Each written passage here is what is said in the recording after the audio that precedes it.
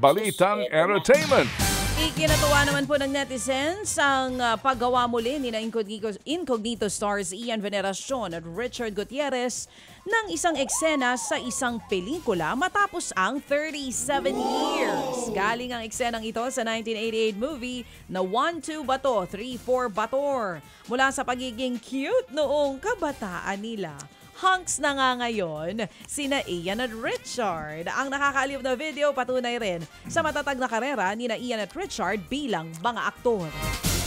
Aminado po naman si Andrea Brillantes na kinabahan siya sa eksena ho nila ni Coco Martin sa Batang Quiapo. Sa naturang eksena, tinutukan niya ng balisong si Coco. Nag-practice pa raw si Andrea para handa siya.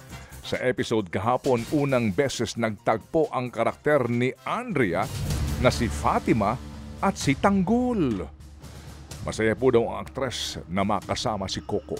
Sana po raw ay dumami pa ang mga eksena po nila na sila'y magkasama. Ba, that's nice. So, in fairness, may ang ganda ng chemistry nila on screen, no? Oo. Iba talaga si Coco, no? Oo. Ibang klase. Kumusta na ba yung kumusta na ba yung hindi naglalaba?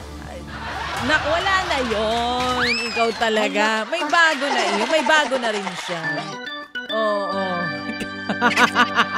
Sino ba hindi naglalaba? Ikaw talaga. Ito naman. Yung Pastor Jeff naglalaba. Ay, oo. Every Monday ang labada ni Pastor Jeff. Pero ito. Hindi pa ako tapos eh. Ay, hindi ka pa tapos. O sige.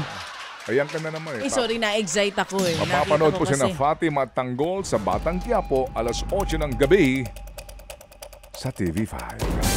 Ito naman mga kapatid, nagpaalam na po ang French actress na si Camille Razat sa kanyang character sa Netflix series na Emily in Paris. Ay, ganun. Sa kanya pong IG post, pinasalamatan ng aktres ang kanyang co-actors at iba pang nakasama sa anyay pagbibigay ng pagkakataon sa kanya na gampanan ng karakter na si Camille sa serye. Sa season 4, umalis si Camille ng Paris matapos na hindi makatuluyan ng love interest na si Gabriel. Sa susunod na buwan, nakatakdang magsimula po ang taping ng season 5 ng Emily in Paris na kukuhanan pa rin sa Roma sa Italia. Bida po dyan ang Hollywood star na si Lily Collins. Buong pagmamahal po naman na inalala ng singer-actress na si Rachel Alejandro ang yumaong ama na si Haji na tinawag po niyang the brightest star in a galaxy. Ani Rachel, si Haji ang nagsilbing sun sa kanilang galaxy at silang magkakapatid ang mga planetang umiikot sa kanya. Laging kabuntot sa mga lakad ng kanilang dadwaps. Dahil nga po para sa kanila, kahit na saan basta po kasama siya ay masaya.